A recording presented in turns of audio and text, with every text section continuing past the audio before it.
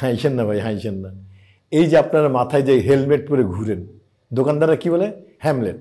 Hamlet হচ্ছে মহাকবি শেক্সপিয়ারের সেই 1600 শতাব্দীর একটা কালজয়ী নাটক, সে হচ্ছে হ্যামলেট। আর এরা হেলমেটকে বলে হ্যামলেট। অ্যান্ড কী অবস্থা বাংলাদেশের, যা অবস্থা, অ্যান্ড সবাই চিন্তা করছে যে ক্র্যাশ হেলমেট পরে ঘুরবে, তাহলে হবে কি? আর কোনো ঝামেলা নেই। প্রতিদিন শোনেন না রাস্তায় সড়ক দুর্ঘটনা, 10 জন মারা গেছে, ওইখানে 15 জন মারা গেছে, ওইখানে রিক্সা উল্টে 14 জন মারা গেছে। এই প্রতিদিন দেখেন সড়কে হাজার হাজার প্রাণ ঝরছে, কোথাও কোনো প্রতিকার আছে? নেই। তারপরে দেখুন এই যে আমাদের যারা এত বড় বড় লোক, যারা মানে সারা দেশের স্বাধীনতা রক্ষা করে, তারা এখন কি করছে? এই মিয়া, আপনার মাথায় হেলমেট নাই কেন? তারা এখন হেলমেট চেক করে বেড়াচ্ছে। আপনি তো হাসতে পারেন যে তাদের দায়িত্ব এত বড়, দেশের সার্বভৌমত্ব রক্ষা করা, তারা এখন এই রাস্তা ট্রাফিকদের মতো যখন ছোটোখাটো নিম্নমানের কাজ করছে, কে মাথায় হেলমেট আছে কি নেই এইসব দেখে বেড়ানো তাদের দায়িত্ব? তা তো জীবনটা উৎসর্গ করেছে দেশের স্বাধীনতার জন্য, দেশের সার্বভৌমত্বের জন্য। তাদেরকে এখন দিয়েছেন ক্র্যাশ হেলমেট চেক করার জন্য। কেমন লজ্জা লাগে না? কিন্তু এর মধ্যে কিন্তু বিরাট একটা সম্ভাবনা আছে, আপনারা হয়তো খেয়ালই করেননি। এই যে ক্র্যাশ হেলমেট, এটা যদি সব বাঙালি পরে, চিন্তা করতে পারেন কি হতে পারে? এই যে কদিন আগে দেখলেন মাথায় পাথর মেরে থেতলি দিল মাথা, কারণ ওই লোকটি যদি ক্র্যাশ হেলমেট পরা থাকতো, মাথার কিছু হতোই না।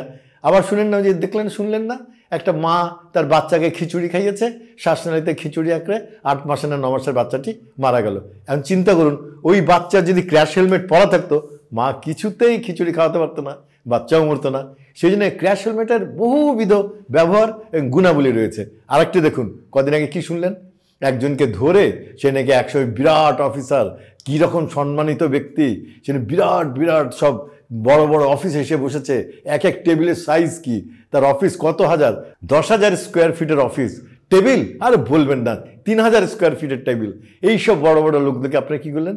ধরে জুতার মালা গলায় পরাই দিলেন, পরিয়েছেন ভালো, আবার গালে জুত্রাঘাত করলেন, বেত্রাঘাতের মতো জুত্রাঘাত, জুতো দিয়ে আঘাত করলেন। অ্যান্ড ওই লোক যদি ক্র্যাশ হেলমেট পরে থাকতো, তাকে জুতো মারতে পারতেন?